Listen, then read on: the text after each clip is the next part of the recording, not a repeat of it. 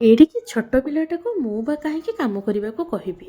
Hello high friend, ଜୟ ଜଗନ୍ନାଥ। ଆଜି ସନ୍ଧ୍ୟାରେ କ'ଣ ଟିକେ କାମ କରିବା ପାଇଁ ମୁଁ ବସି ପଡ଼ିଥିଲି। ମୋ ଝିଅର ଏଇ ଆକ୍ଟିଭିଟିକୁ ଟିକେ ଦେଖନ୍ତୁ। ଯେତେ ସଫା ଲୁଗାଗୁଡ଼ା ମୁଁ ଉଠେଇକି ରଖିଥିଲି ସବୁଗୁଡ଼ାକୁ ଆଣି ଚଉତିବାରେ ଲାଗି ପଡ଼ିଛି। ଆର ଏଇ ଆଗ୍ରହକୁ ଦେଖି ମୋତେ ଭାରି ମଜା ଲାଗିଥିଲା। ଭାବିଲି ଆପଣମାନଙ୍କ ସହିତ ଟିକେ ସେୟାର କରିଦେବି।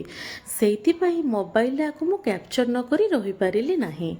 ଦେଖନ୍ତୁ, ସେ ଟିକେ ବି ହାର ନ ମାନି ଯେତେ ବଡ଼ ଲୁଗା ହେଲେ ବି ସେ ତାର ବୁଦ୍ଧି ଲଗେଇ ତାକୁ ଚଉତିବାରେ ଲାଗି ପଡ଼ିଛି। ମୋତେ ତ ତାର ଆକ୍ଟିଭିଟି ଦେଖି ବହୁତ ଇଣ୍ଟରେଷ୍ଟିଂ ଲାଗିଥିଲା।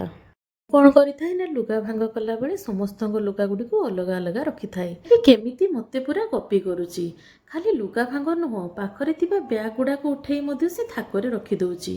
ତାପରେ ଆସି କହୁଛି, ଦେଖ ମାମା, ମୁଁ ସବୁ ଲୁଗା କେମିତି ଚଉତିକି ରଖିଦେଲି। ମୋ ଝିଅର ଏଇ କାମ ତ ମୋତେ ବହୁତ ଭଲ ଲାଗିଲା। ତାର ଏଇ ଆକ୍ଟିଭିଟି ଆପଣମାନଙ୍କୁ କେତେ ପସନ୍ଦ ଆସିଲା ମୋତେ ଲାଇକ୍ ମାଧ୍ୟମରେ ଜଣେଇବେ। ମୋ ଭିଡ଼ିଓଟି ଯଦି ଭଲ ଲାଗିଥିବ ତାହେଲେ ଚ୍ୟାନେଲକୁ ସବସ୍କ୍ରାଇବ୍ କରିଦେବେ। ପୁଣି ଦେଖା ହେବ ନେକ୍ସଟ ବ୍ଲଗରେ। ଜୟ ଜଗନ୍ନାଥ।